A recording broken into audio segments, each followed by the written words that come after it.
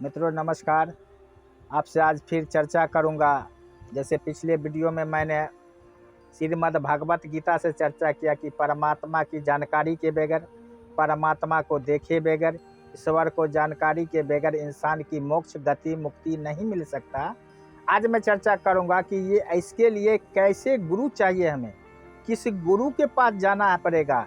इस गुरु में ही दुनिया भ्रमित है। गुरु कौन सा होता है? हम देखिए गुरु गीता उठाकर, गुरु गीता के शब्द संख्या 273 से 296 तक पढ़ेंगे, हमारा सारा भ्रम खत्म हो जाएगा। उसमें स्पष्ट कहा है कि गुरु 7 प्रकार का होता है। अब 7 प्रकार के गुरु का मैं अलग अलग चर्चा करूंगा। संसार तो सभी गुरु वाले बने हुए हैं, गुरु मानते हैं। पहला होता है सूचक गुरु।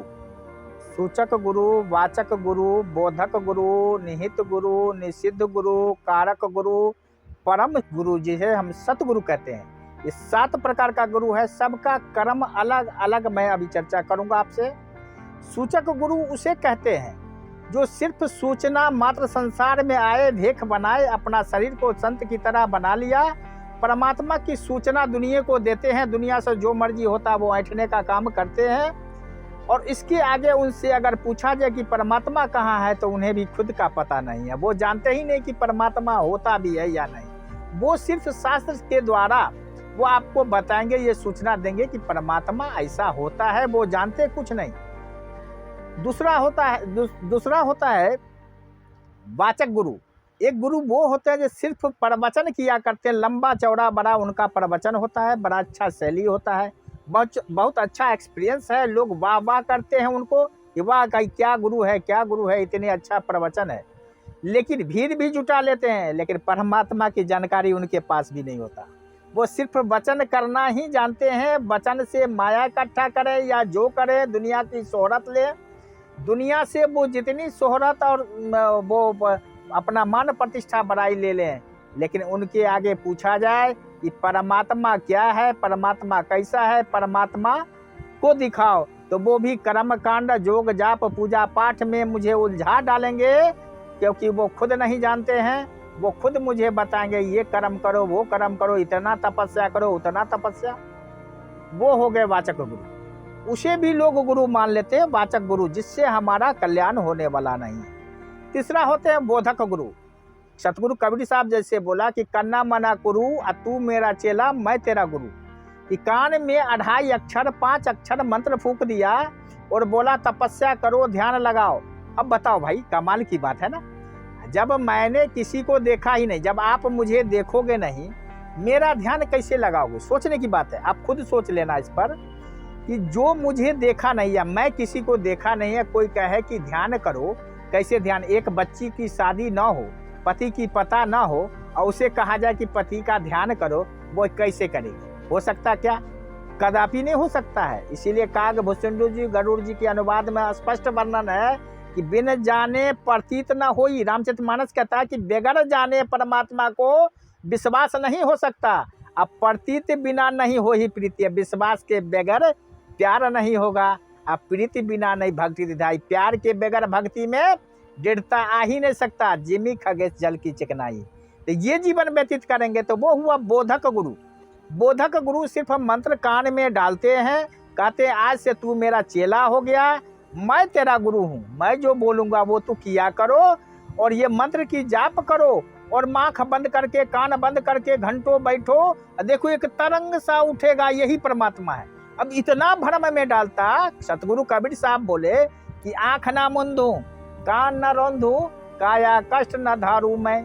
भाई परमात्मा को देखने के लिए आँख भी बंद नहीं करना, कान भी बंद नहीं करना, काया को भी व्रत उपवास देकर कष्ट में नहीं डालना। काया कष्ट न धारू मैं, खुले नयन हंस हंस कर देखूं। मैं परमात्मा को खुले आंखों से हंस हंस कर देखता हूँ, खुले नयन हंस हंस कर देखूं, सुंदर रूप निहारू मैं। तो ऐसे तो वो गुरु, वो बोधक गुरु सिर्फ मंत्र द्वारा बोध कराने का प्रयास करते हैं, मंत्र का बोध कराते हैं, उसे कहा गया बोधक गुरु। एक होते हैं निषिद्ध गुरु।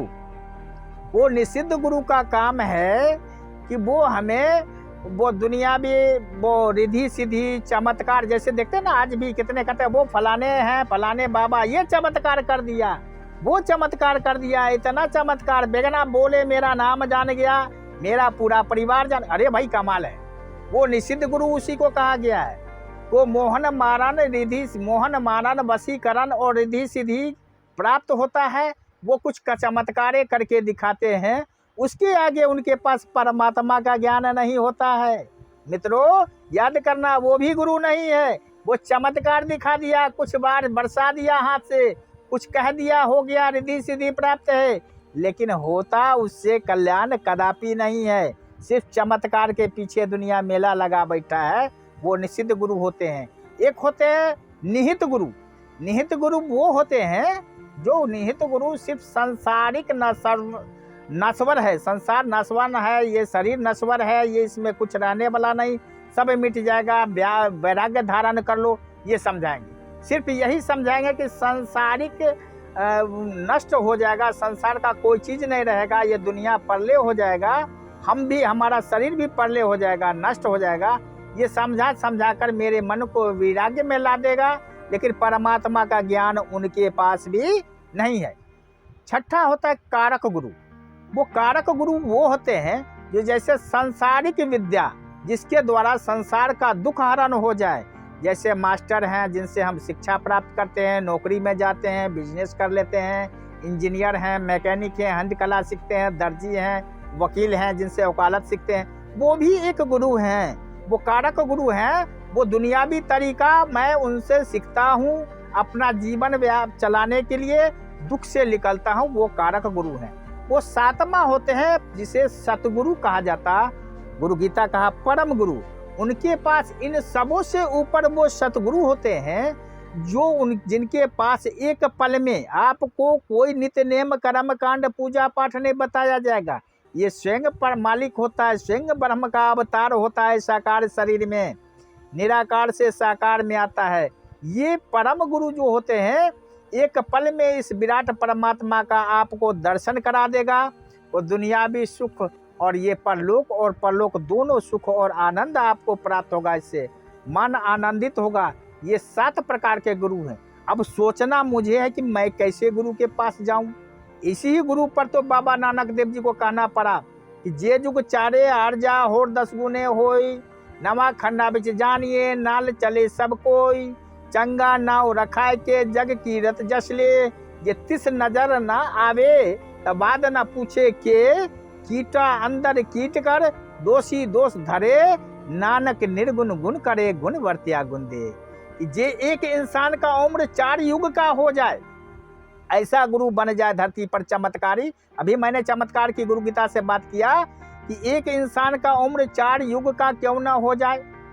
ये युग 4 यार जा और 10 गुने 10 से गुना कर लिया जाए। चारों युग का उम्र है 43,20,000 वर्ष, तो इससे 10 से गुना कर दे, 4 करोड़ कुछ लाख वर्ष हो जाए, इतना उम्र किसी का हो जाए, मृत्यु ना हो, ऐसा गुरु बना बैठा हो धरती पर। और नवा खंडा में जानिए 9 प्रकृति उसके साथ, उसके हुक्म से हवा पानी आकाश सब चलता हो, जब जो चाहे कर ले, पूरे संसार उसके हुक्म से चलता हो।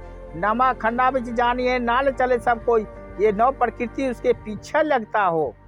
चंगा नाम रखा है कि सुंदर उसका नाम हो, जग कीरत जस ले, जो दुनिया का कीर्ति भी लेता हो, जस भी लेता हो, दुनिया वाला उसका कीर्ति करता हो, गाता हो।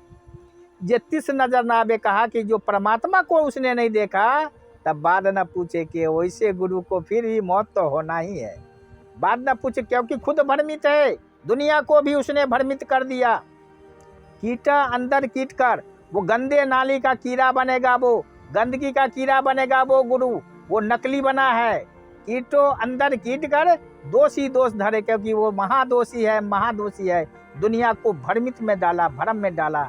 नानक निर्गुण गुण करे गुण वर्त्या गुण दे। आओ मित्रों, मैं इसके बाद मैं फिर अगले वीडियो में मिलूंगा आपसे।